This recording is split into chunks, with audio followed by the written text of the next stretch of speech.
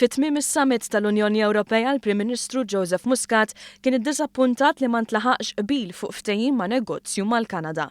Filwaqt li kien iktar ottimist fid-dikjarazzjonijiet tiegħu dwar it-taħdidiet mar-Russja u s-Sirja kif ukoll l-għajnuna lil pajjiżi Afrikani. Li ftehim mal-Kanada qed jinżamm ir-reġjun ta' Vallonja fil-Belġju u għalhekk kien imblukkat minkejja li 28 gvern fl-Unjoni Ewropea huma favur.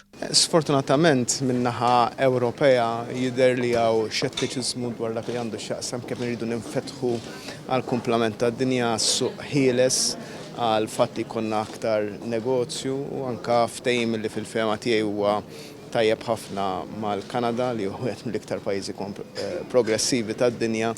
Qed jsib problemi, qed jsib biex ngħidu hekk ċertu reżistenza minn gvern reġjonali li turi jkumbat l-iżvantaġġi ta' kif taħdem l-Unjoni Ewropea u tnaqqas mill-kredibilità internazzjonali x'hekk ma tistax tagħmel ftehim bħal dan mal-Kanada ma nafx ma min tista' tagħmlu.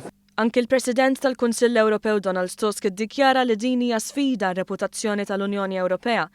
Intant wara d-9 sigħat ta' taħdidiet il-ħamis bil-lejl ma kienx hemm qbil li jkun hemm sanzjonijiet ġodda fuq ir-Russja, sanzjonijiet li kienu qed jinbuttaw il-qudiem il-Kanċillier tal-Ġermanja Angela Merkel u l-President Franċiż François Hollande. Mill-lat pożittiv naħseb kellna diskussjonijiet b'saħħithom u tajbin ħafna dwar strateġija għal Russja, għas-Sirja u naħseb li hemm grad sewwa ta' konverġenza. Konverġenza li qed jitkellem ċertu affarijiet mhumiex aċċettabbli, l-qtil li qed jsir fis-Sirja mhuwiex aċċettabbli, speċjalment ta' nies innoċenti, imma hemm bżonn engagement mar-Russja.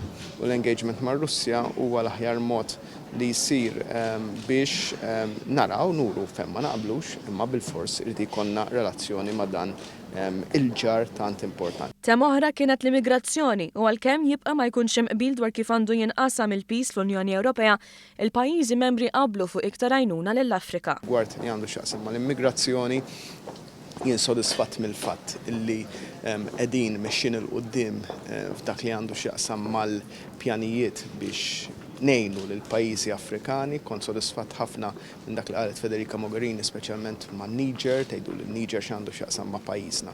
In-Niger huwa dak il-pajjiż minn fejn il-100,000 ta' immigranti jgħaddu biex imbagħad imorru għal-Libja u dak li qed tagħmel tipprova tagħmel l-Unjoni Ewropea li tipprova timmaneġġja twaqqaf tara kif tista' tikkontrolla il-fluss ta' dawn in-nies biex ma jkunux qegħdin jiġu għal-Libja. Il-mexxejja semgħu wkoll mingħand Theresa May, il-Prim Ministru tar-Renju Unit.